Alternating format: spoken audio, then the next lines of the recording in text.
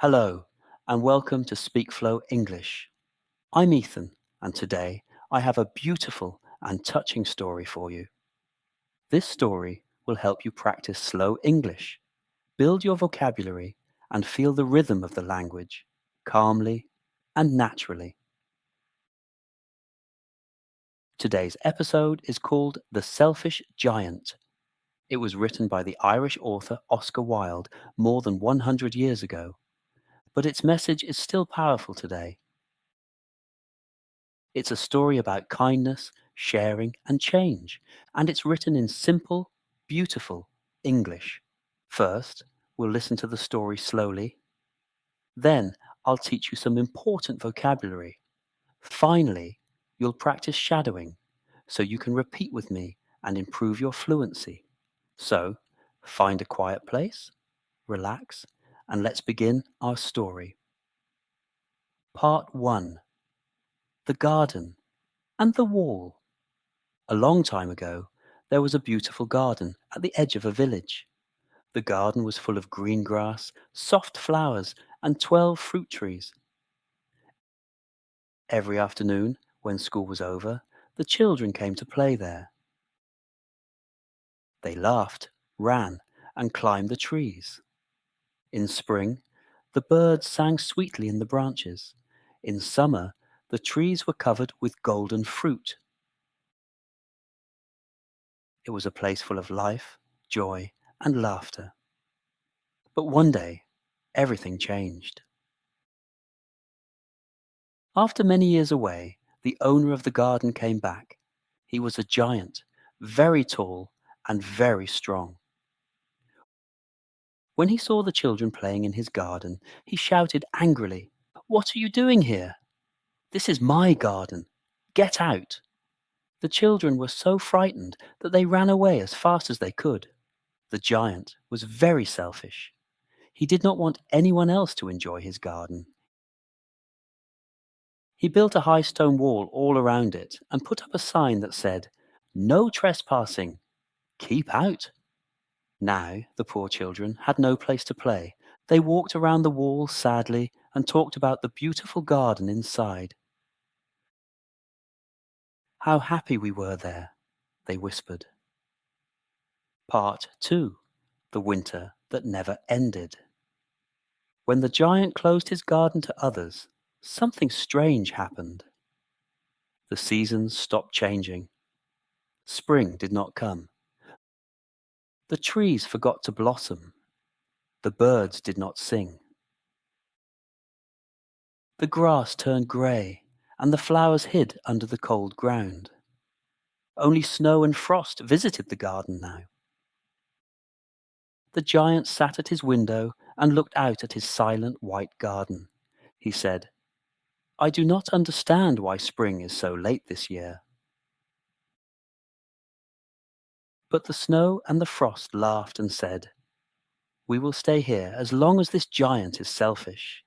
So they covered the trees with a white blanket and made the garden cold and quiet. The north wind blew against the wall day and night. Sometimes hail fell like tiny stones and broke the branches of the trees. But outside the garden, the world was alive. Everywhere else, flowers were blooming and birds were singing. Only the giant's garden remained cold and frozen. One morning, the giant looked out from his window again. He saw nothing but snow and ice. He sighed and said, "I wish I could see the spring again." But he did not understand that spring was waiting just outside his walls. And this is where our story pauses for a moment. In the next part, you'll hear how the giant's heart begins to change, and how the world around him changes too. Stay with me for part 2 of The Selfish Giant. The Return of Spring. One morning, after many cold days, the giant was sitting by his window. He heard a sweet sound outside. It was the song of a little bird.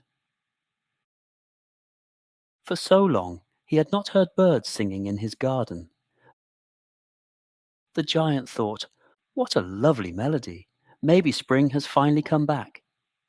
He opened the window and looked outside. What he saw filled him with surprise and joy. Through a small hole in the wall, the children had crept into the garden. They were sitting in the branches of the trees, laughing and playing again. And everywhere the giant looked, the garden was alive. The trees were covered in blossoms. The birds were flying around, singing happily. The flowers were smiling up through the grass. It was spring at last, but only because the children had returned. The one corner still frozen. However, one part of the garden was still cold and quiet. Snow covered the grass, and the north wind blew there sadly. In that corner stood a small boy. He was so tiny that he couldn't reach the branches of the tree near him. He tried again and again, but he was too small. The tree wanted to help him, but its branches were too high. When the giant saw this, something inside his heart began to change. He whispered, "How selfish I have been! Why did I ever build that wall?" He suddenly understood that his garden had been sad because he had kept it only for himself. Now he felt sorry, truly sorry. The giant's change of heart. The giant decided to go outside. He opened the front door very quietly and stepped into the garden. When the children saw him, they were frightened and ran away. The garden turned cold again. The birds stopped singing, and the flowers hid. Only the little boy in the corner did not run.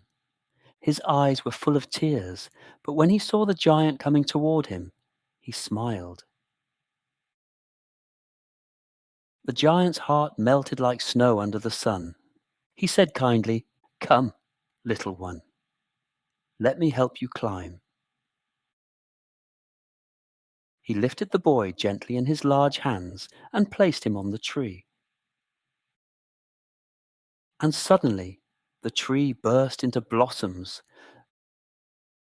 Birds came back singing, and the air filled with the smell of spring. The boy bent down and kissed the giant on the cheek.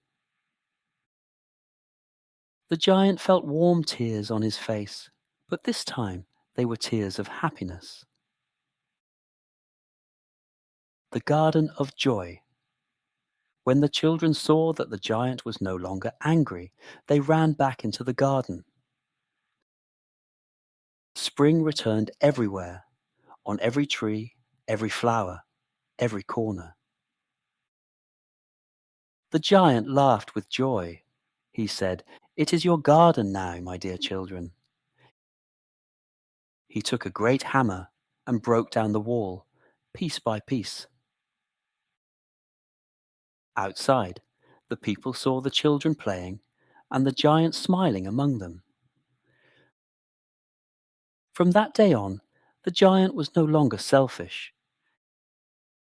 He played with the children every afternoon. When evening came, he said gently, "Now, it's time to go home, my little friends." And every morning he waited for them to return. Years passed, and the giant grew old and weak. Still, the garden remained full of laughter and joy. But one small boy, the one he had first helped, never came back. The giant missed him very much. And that's where we'll pause again. In the final part of our episode, we'll hear the beautiful ending of this story. And then we'll learn some key vocabulary together. Stay with me for part 3 of The Selfish Giant. Part 3. Vocabulary, practice, plus shadowing, plus closing reflection. The ending of the story. Years went by. The giant grew very old and very gentle. He often sat in his chair, watching the children play. One winter morning, he looked out of his window. The garden was full of snow again, but in one corner, something wonderful was happening. There stood the same little boy he had loved so much. The boy smiled, and the trees around him were covered with white blossoms.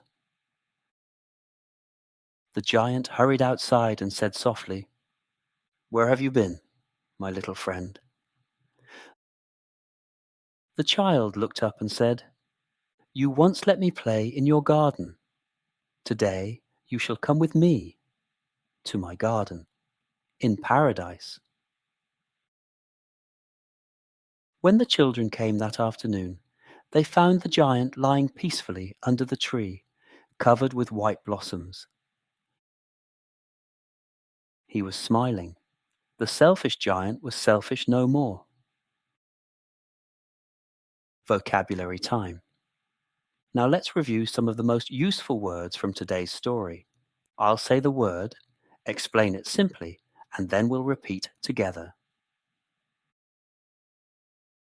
Giant. A very big person, much bigger than a normal human. Example. The giant had huge hands and a deep voice. Repeat after me. The giant was kind. Garden. A place with grass, flowers, and trees. Example. The children played in the beautiful garden. Repeat after me. I love the garden. Wall. A strong structure that separates two places. Example. He built a high wall around his house.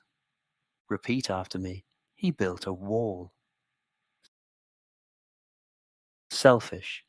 Thinking only about yourself, not about others. Example. He was selfish and did not share. Repeat after me. Don't be selfish. Frost. Thin ice that forms on plants or windows when it's cold. Example. The frost covered the flowers at night. Repeat after me. The frost was white and cold. Blossom. A flower on a tree in spring. Example. The apple tree is full of pink blossoms. Repeat after me. The trees blossom in spring. Corner. The place where two sides meet. Example. He sat in the corner of the garden. Repeat after me. In the corner of the room. Climb. To go up something using your hands and feet. Example. The boy climbed the tree. Repeat after me. He climbed up the tree. Melt. When ice or snow becomes water from heat. Example. The sun melted the snow. Repeat after me. The snow is melting. Paradise. A perfect, peaceful place. Heaven. Example. The garden looked like paradise. Repeat after me. It feels like paradise. Shadowing practice. Now, let's do a short shadowing session together. I'll say a line from the story, then you repeat after me. Ready? Let's go. Repeat after me. The giant built a high wall. The children could not play in the garden. The snow and frost stayed all year. One day, the children came back. The giant helped a small boy climb the tree. Spring returned to the garden. The giant's heart was no longer cold. He was selfish no more. Excellent work. You're doing great. Reflection and closing message. Stories like this remind us that kindness changes everything. When we share our time, our space, and our hearts, the world around us becomes brighter. The selfish giant learned that real joy comes from giving, not from keeping things to yourself. And that's true for language learning too. Every word you share, every conversation you start, makes your English grow stronger. Keep listening, keep repeating, and keep speaking slowly with confidence. This is how your English flows, step by step, day by day. I'm Ethan, and this was SpeakFlow English, Episode 5, The Selfish Giant. See you in the next episode. Take care and keep speaking with flow.